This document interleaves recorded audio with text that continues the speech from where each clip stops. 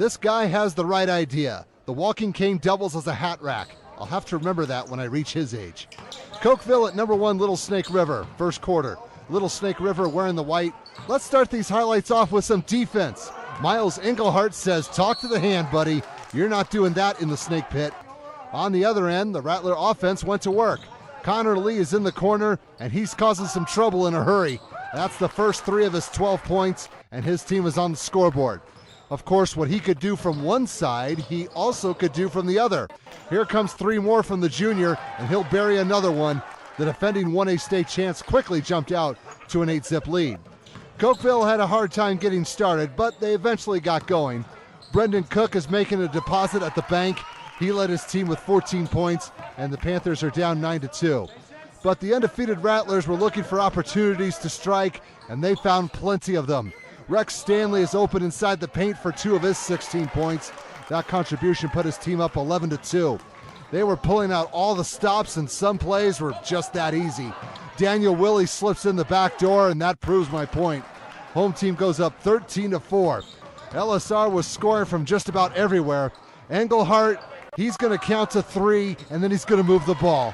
17 points for the senior, and his team is taking no prisoners, up 16-4. The undefeated Rattlers were striking often in this game. Engelhart again eyes it, spies it, and buys it for 3 more. This game was getting out of hand quickly with the score at 19-6.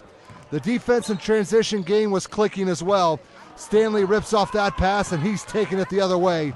He'll put just enough on that shot to get the ball over the rim and in. The home team is cruising up 21-6. I'm sure you're wondering, where was the defense? Well, Dustin Davis has certainly had enough, and he'll get the swat from behind. But the Panthers were still in a 23-6 hole after the first 8 minutes. Second quarter, the rout was on.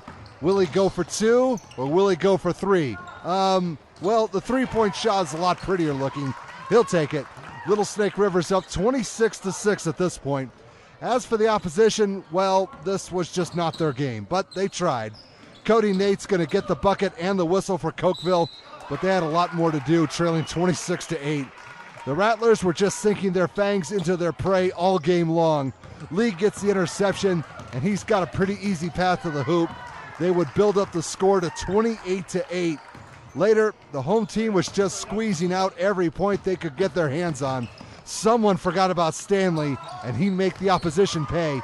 LSR has been blowing out their opponents by an average of almost 30 points per game, and are now up 34-9. Let's get someone else in here. How about Manuel Quinteros? Someone might want to get a hand in his face next time. That looked like a routine play. Little Snake River led 43-13 going into the locker room.